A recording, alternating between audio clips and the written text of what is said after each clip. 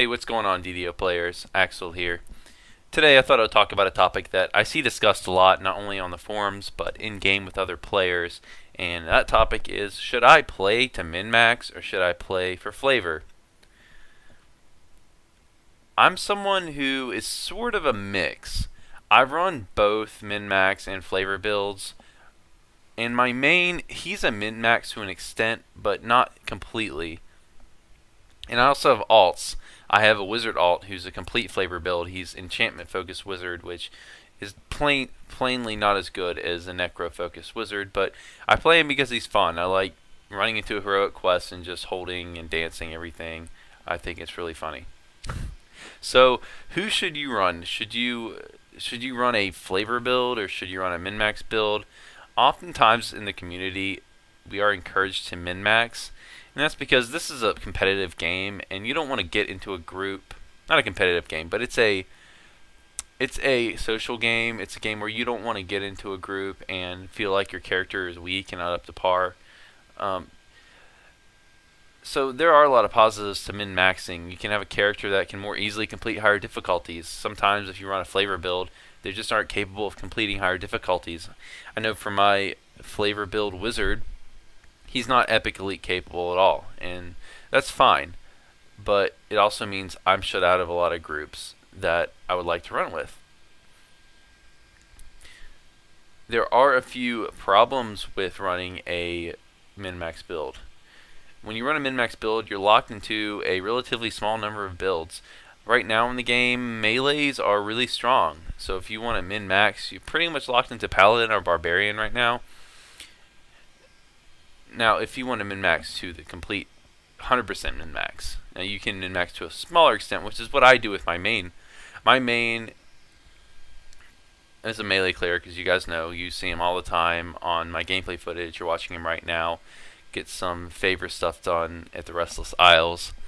He is a min-max in that he's the best melee cleric he can be, but he's still not a complete min-max character because in today's game, with everyone having self-healing and with so many things being available on a clicky, there's really not any reason to run a melee cleric over a paladin because I could easily give up some healing and still be have plenty for self-healing and have even better DPS. Because if I went paladin, for example, I would have holy sword. So I'm intentionally the DPS I'm giving up on my main is not worth the extra healing I'm getting in today's game. But this is one of the advantages of a flavor build. A flavor build lets you run exactly the character that you want. Because like I said, with a min-max build, you're narrowed down into just a few subsets of builds. And while you can run whatever character you want, not being as good as others can be frustrating. Another problem with flavor builds is they might give players the wrong idea of what you're bringing to a group, and that can make a lot of people frustrated. I know for me personally, my melee cleric is sometimes asked to curse the mobs and Mark of Death, but I have to tell him that, guys, not a caster. I can't do it. My DC sucks. Stuff like that can frustrate some other players because it's not right that they do this, but a lot of players will see an icon of a class and think you're bringing something to the group that you're not. And I'm not saying that they are right to think that. They're definitely not. But it's just the way it is. That's what a lot of players just aren't as... They aren't as well versed in the game as some other people. So they might not understand what your build can bring to the table. This used to be a big problem with... back when healing was actually needed. There would be favored souls that would run that were not healing spec'd. And a lot of people would get mad when one would join a raid. They'd get started in, say, the Shroud or something with two favorite souls in the group, and then they get to, just 5 minutes into the raid, they find out that no one's getting any healing because both of the favorite souls are evocation spec'd and didn't take any healing feats or enhancements. Today's DDO, we don't have roles, so this isn't as big of a deal, but it can be somewhat of a big deal. Can be a bit of an issue in heroics because heroics still have roles to an extent, a lot more than epics. In Heroics, you don't have that cocoon yet. You don't have all these cross-cast abilities that are available in the Epic Destinies. So it's definitely a bigger issue in Heroics.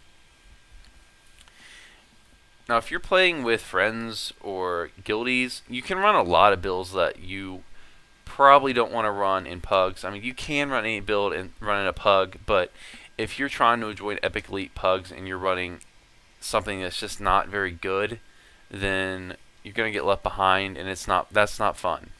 But if you're with guildies or real-life friends, you can suit a playstyle to what you want. I mean, if you want to run in a static group that has all melees that don't have any self-healing and depend on a wizard for all their buffs, you can do that. That's not the best way to play the game from a strategy standpoint, but it's something that's possible if you're looking just to have fun with friends. And what I'm getting to now is what I really wanted to say in this video is that bottom line is you have to ask yourself what you want out of this game. And the best build in the game is the one that gives you the most fun per minute, not the most XP per minute, not the one that's the most powerful. At the end of the day, the whole point of DDO is to have fun, since nothing you achieve in this game, sorry to break it to you, has any material value.